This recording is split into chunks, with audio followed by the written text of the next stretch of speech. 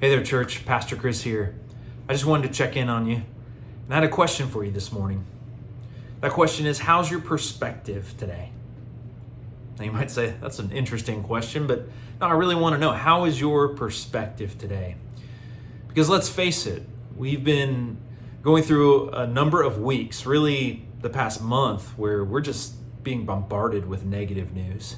I mean, we are seeing violence, we're seeing murder, we're seeing hatred running rampant, frustrations, anger, factions, dissensions, people spewing slander, right?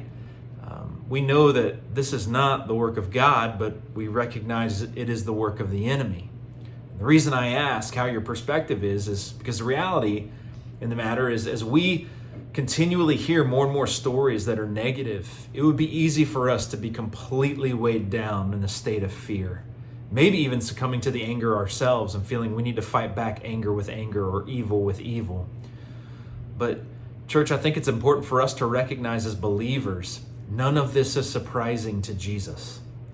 Now, that is not the same thing as saying that Jesus is okay with the things going on. No, he makes his stance clear, and we as believers should as well. We're not about hatred. We're not about fighting evil with evil. We're not about murder. We're not about these things. In fact, Jesus shows us throughout the scriptures that in these days, we will have to face trouble. We will have to face tribulation. Evil will look like it's running rampant and in a way almost winning. But we know that's not the case. If you've been with us these past few months, you know that we've been walking through a series called The Living Word, and God has had us focused in on John chapter 14 through 17. And it is this final discourse in which Jesus is preparing his disciples as he goes to the Father. Well, if you think about it, this is exactly what Jesus is addressing. He's telling his disciples, you're going to have to face things in this world that you would rather not face. And the hard part is you're going to have to do it even with Jesus not being at your side. But Jesus tells them there is hope. He says, though I go to the Father, I must, because I am the way to the Father, the truth and the life. No one comes to the Father except through me. I'm not leaving you alone. I'm sending you a helper, the Holy Spirit.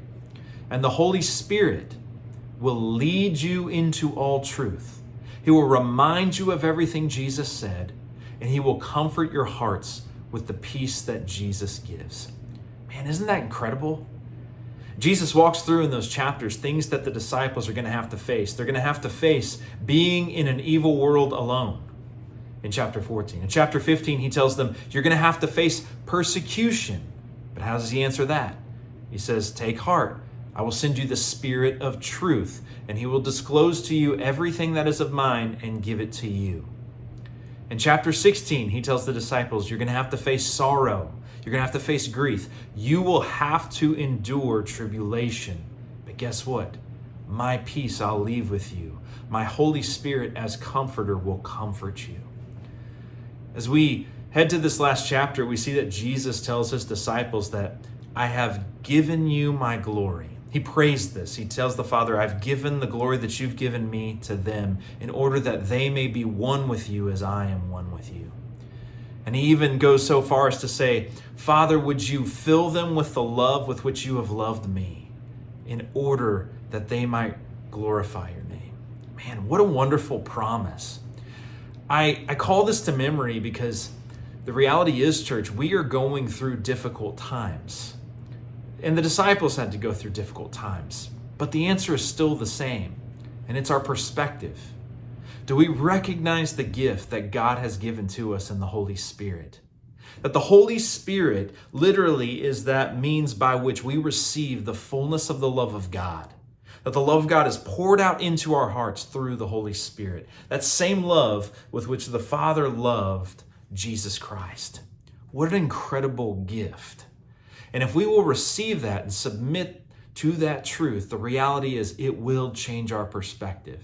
And it makes this world that seems so overrun by evil overcomable through the power of the Holy Spirit.